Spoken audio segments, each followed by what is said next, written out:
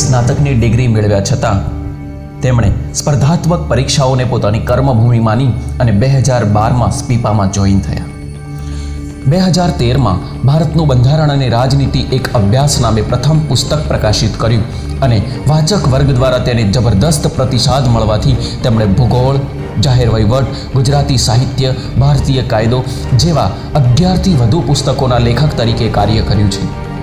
તેમણે staff selection commission, deputy section officer high court, deputy section officer જીપીએસસીની પરીક્ષા pass કરી હોવા છતાં સરકારી સેવામાં જોડાવાને બદલે સ્પર્ધાત્મક પરીક્ષાઓના ક્ષેત્રને પસંદ કર્યું અને 1 ઓગસ્ટ 2015 કિશ્વા કેરિયર એકેડમીની સ્થાપના કરી. તેમણે કિશ્વા પબ્લિકેશનના હેઠળ 10થી વધુ પુસ્તકોમાં લેખક તરીકે પણ કાર્ય કર્યું છે. છેલ્લા 2 વર્ષમાં તેમના માર્ગદર્શન હેઠળ 700થી વધુ ઉમેદવારોએ સરકારી નોકરીમાં પ્રવેશ મેળવ્યો છે. તો મિત્રો, આપણે પણ જાણીએ કે સ્પર્ધાત્મક પરીક્ષાઓની તૈયારી કઈ રીતે કરી શકાય. આવો મળીએ ડૉક્ટર શહેજાદ કાઝીને.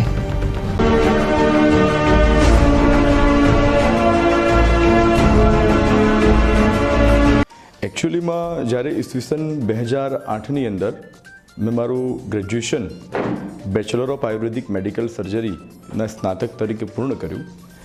એના પછી એડહોક મેડિકલ ઓફિસરની એક જાહેરાત આવી, જેની અંદર એક એડહોક ધોરણે, કાયમી ધોરણે નહીં, ક્લાસ 2ના મેડિકલ ઓફિસર તરીકે ભરતી કરવામાં આવી, જેમાં મારી પણ ભરતી એમાં થઈ.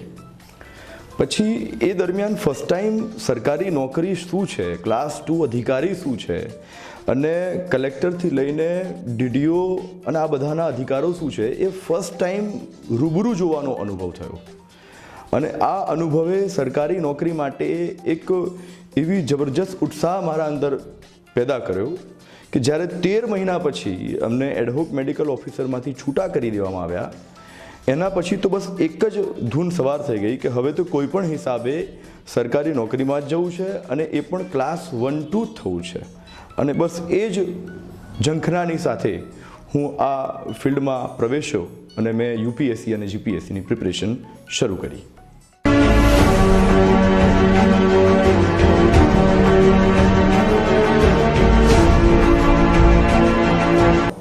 એકચ્યુઅલીમાં મારો મુખ્ય વિષય તો ભૂગોળ છે, કેમ કે જ્યારે મેં ફર્સ્ટ ટાઈમ યુપીએસસીની પ્રિપેરેશન શરૂ કરી તો ભૂગોળ મારો વૈકલ્પિક વિષય હતો. અને ભૂગોળ પછી ઇતિહાસ અને પછી બંધારણ આવે છે.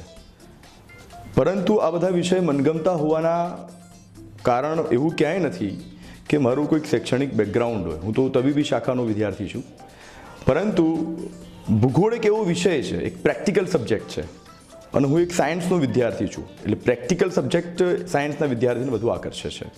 બીજું, ભૂગોળની અંદર આપણે ક્યાં રહીએ છીએ, આપણું રાજ્ય, આપણો દેશ, આપણી જમીન કેવી છે, આપણી નદીઓ કેવી છે, વરસાદ પડે છે તો કેમ પડે છે, અને સાથે સાથે જે પૃથ્વી ઉપર આપણે રહી રહ્યા છે એ સમગ્ર પૃથ્વીનું અધ્યયન આવી જાય છે. એટલે એક પ્રેક્ટિકલ નોલેજ છે. એક માનવ સહજ ઈચ્છા થાય કે આપણે આના વિશે જાણીએ. બસ એટલા માટે જ ભૂગોળ મારો મુખ્ય વિષય થયો, જે મને વાંચતા ક્યારેય કંટાળો નથી આવતો. પછી ઇતિહાસ અને પછી બંધારણ.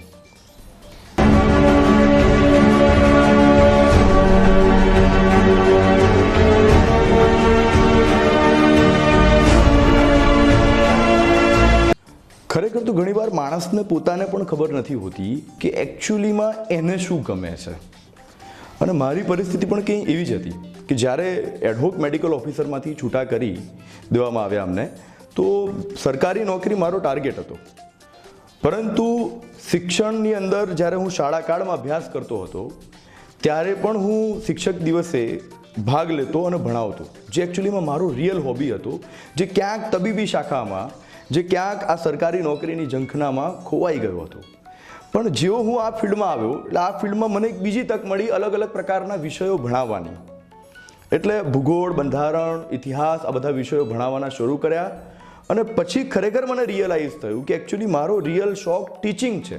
હું 12 કલાક સુધી ભણાવું, મને ક્યારેય થાક નથી લાગતો. અને બીજો મારો શોખ છે લેખન. હું લખ્યા કરું, મને એમાં જરા પણ કંટાળો નથી આવતો. અને આ ફિલ્ડમાં જ્યારે હું ભણાવતો હતો અને મારા વિદ્યાર્થીઓ જ્યારે સરકારી નોકરી મેળવતા હતા, તો એ લોકો જ્યારે મળવા આવે અને જે સંતોષની લાગણી હું અનુભવતો હતો, એ લાગણી મને એવું લાગ્યું કે મારો શોખ અને સાથે સાથે આ સંતોષની લાગણી કદાચ હું સરકારી નોકરી લઈ લઈશ તો મને નહીં મળે, અને એટલા માટે જ કિંગ થવા કરતાં કિંગ મેકર થવાનું વધારે સારું લાગ્યું, જેના ભાગ સ્વરૂપે સરકારી નોકરી ન સ્વીકારી, ડીવાયએસઓમાં હું પાસ હતો, પરંતુ આ જ ફિલ્ડમાં રહી અને વધારે છોકરાઓને હું વધારે માર્ગદર્શન આપી શકું. શિક્ષણ, ટીચિંગ એ જ મારો હોબી હતો, એટલા માટે આ વસ્તુ સ્વીકારી.